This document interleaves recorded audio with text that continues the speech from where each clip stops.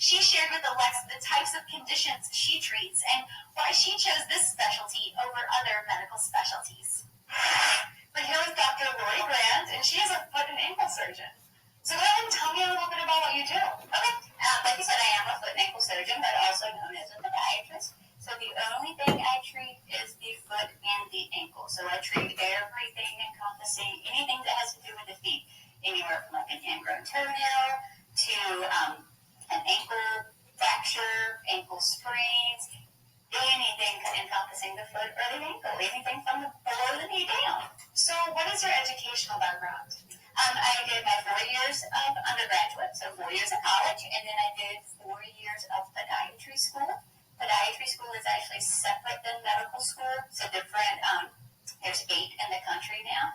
And then I did a 3-year surgical training. So all in all, with college and medical school and everything, it took me 11 years to get here. Awesome. So why podiatry? Well, I knew at the age of 10 that I wanted to be a physician, but I just wasn't sure what type of physician I wanted to be. So I worked with an orthopedic surgeon. I worked with an OBGYN, like a baby doctor, and then decided that, you know what, I love sports medicine. I was an athlete growing up. I played softball, so I loved that sports medicine aspect. And so I fell in love with just the aspect that I could be the expert in one particular field. So instead of having to know a lot about hips and shoulders and knees and all the other major joints, with it limited just to the foot and the ankle, I could really just get really specific on that profession. So that's what brought me here. So what advice would you give to somebody who wants to be a doctor or a podiatrist? The biggest advice I would give them is to try to shadow your local doctors. Like, I started working with my mom. She was a physician's assistant. So I actually started getting into the doctor's offices when I was 10 years old. And so I started kind of looking around, seeing what I wanted. But once you get into your high school years, start, if you have to go see a physician, ask, hey, can I spend an afternoon with you? Can I spend a morning with you? Or just a few hours to see if that's anything that you would be interested in at all. Because it is a lot. It's a huge commitment.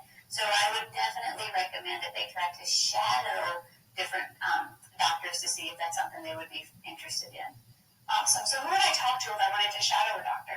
You can either talk to the doctor themselves or their office manager. Usually just speak to someone in that office, and they'll be glad to help you or set you up. Mm-hmm. And for someone who wants to be a doctor, do you have a top 3 skills or characteristics someone should have?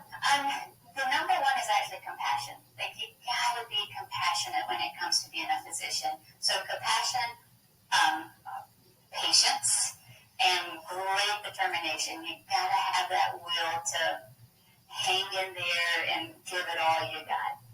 Are most podiatrists also foot and ankle surgeons? For the most part, now they are. Back when podiatry was first being really big, you weren't really foot and ankle surgeons. They did just mostly feet. Like in some states, you cannot work on the ankle. It's kind of state specific. So I would say for the majority, all are foot surgeons, but not all are foot and ankle surgeons. That is state specific. So if I were a high school student that wanted to get started, what courses would you recommend? I would definitely recommend your math and your sciences. A lot of biologies, chemistries. If your high school offers anatomy and physiology or A&P, those types of things. And most of the time, when you start going into college, you tell them you want to be the pre-med route, and then that will get you into those biologies, the chemistries, the sciences, all the fun stuff. So what are the challenges of being a podiatrist? The biggest challenge is patient compliance. You think all patients listen to you and take your advice 100%, but they don't. And the second biggest challenge is life. Trying to have a family, trying to balance everything between church, school, family, children, things like that. It's hard, and you just have to find your own balance, and everyone does that differently. So time management is a big part of your job. Absolutely. Time management is a huge thing that I had to learn because I was not the best at that. But over the years, you end up learning how to manage your time wisely because you just have to. Dr. Grant, thank you so much for taking time out of your busy schedule to talk with me. I'll let you get back to your patients now. Awesome. Thank you so much. No problem.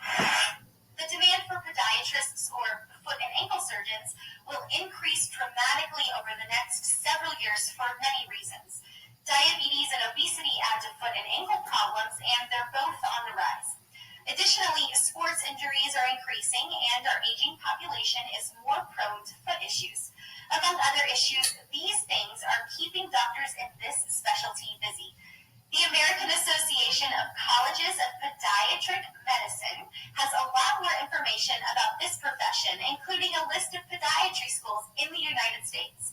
You'll find a link to the organization on our website at rl101.com under today's episode synopsis.